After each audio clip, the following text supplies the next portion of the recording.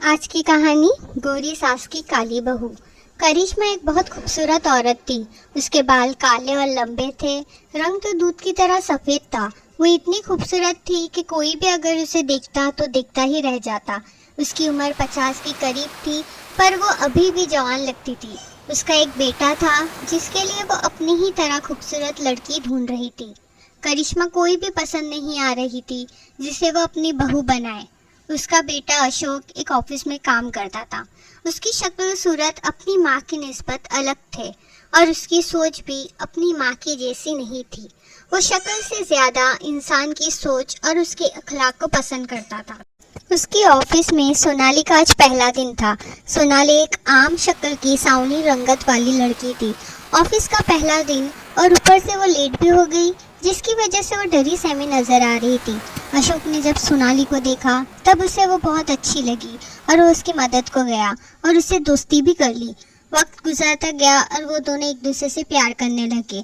पर करिश्मा सोनाली को पसंद नहीं करती थी। वो तो एक गोरी बहू चाहती थी, पर अशोक ने अपनी माँ की नहीं सुनी और सोनाली से शादी कर ली और उसे घर ले आया। ये देख करिश्मा को बहुत गुस्सा आया और उसे सोनाली से नफरत होने लगी।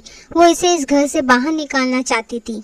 एक दिन सोनाली ने घर में खाना पकाया, तब उसकी सास ने मौका पाकर उसमें नमक डाल कर खाने को बदमजा कर दिया।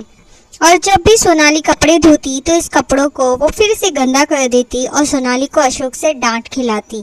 अशोक जब ऑफिस चला जाता तब करिश्मा सोनाली को घर के काम ही करवाती और उससे कहती, तो इस घर में सिर्फ एक नौकरानी है, तेरी जैसी को मैं अपनी बहू कभी नहीं बनाऊंगी। ये सुनकर सोनाली को बहुत बुरा लगता था, पर वो अपनी सास की सारी कड़वी बात सह लेती थी और ये सोचती कि कभी न कभी तो उसकी कदर होगी। वक्त बीतता गया और करिश्मा की नफरत भी बढ़ती गई। सोनाली एक बेटी की माँ बन गई और उसकी बेटी भी उसकी तरह सावनी रंगत की थी। एक दिन जब वो बच्ची खेल रही थी तब उसका बॉल करिश्मा को जा लगा।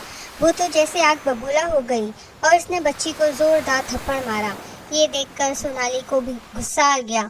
उसने अपनी सास से कहा, आपकी नफरत मेरे साथ थी, मैं सहती रही, पर मेरी बेटी के साथ आपका ये रवैया मुझे बर्दाश्त नहीं होगा। मैं अब इस घर में नहीं रहूंगी। और वो अपनी बेटी को लेकर जाने लगी। ये देखकर अशोक ने सोनाली को रुकने का कहा और अपनी माँ से कहा, आपको मेरी बीवी और मेरी बेटी नहीं पसंद है। अगर वो यहाँ नहीं रह सकते तो मैं भी नहीं रहूंगा। मैं भी उनके साथ जा रहा हूँ।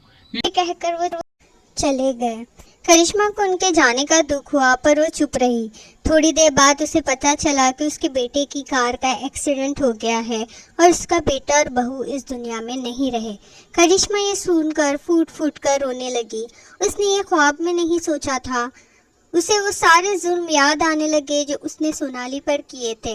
अब वो पछता रही थी। उसने अपनी पोती को अपने घर ले आई और उसे बहुत प्यार से पालने लगी। उसे इस बच्ची में सोनाली नजर आती थी और वो रोज उससे माफी मांगती थी।